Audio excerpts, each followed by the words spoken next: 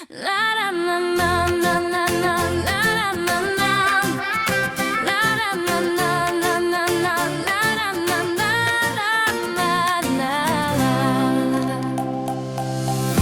derbas dibe diçin temen diçe le tiştek heye nayê Kurdî.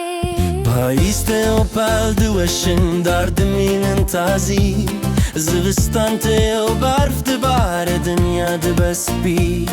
Bihar tê o kulîlk ve dibin bi hezar rengan lê li ser vî dilî bandora tu dem salan tûneye. Meşiyan di nava sed zalan de wekî dûre wî me xelk dîtin ku hatin û çûn wekî siyê.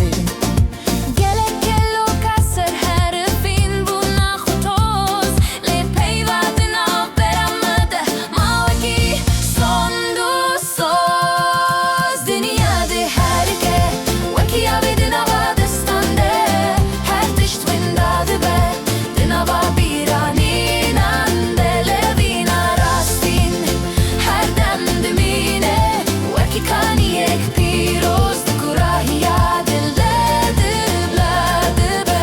Ne durahî dikare me ji hev biketînin Ne jî dem dikare vî agirî bikujîne. her ku dinya pîr dibe Eşqa me ciwan dibe her ku tariyê da dikşe ronahiya me geş dibe. bila tişt fane be bila tişt bimre Evîna ku bike da dil hatî hûnan din naçe binaxe.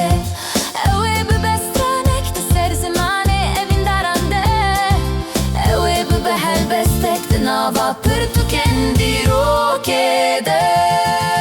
Dinya di herike wekî avê di nava destan de her tişt winda dibe di nava bîranînan de Evîna Rastin her dem dimîne wekî kaniyek pîroz di kurahiya dilgedik le dibe.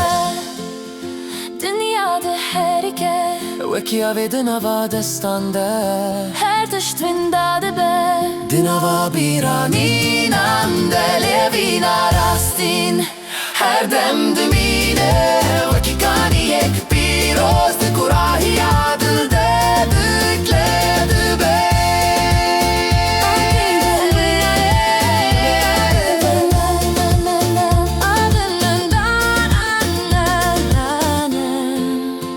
wekî çiyayên bilind.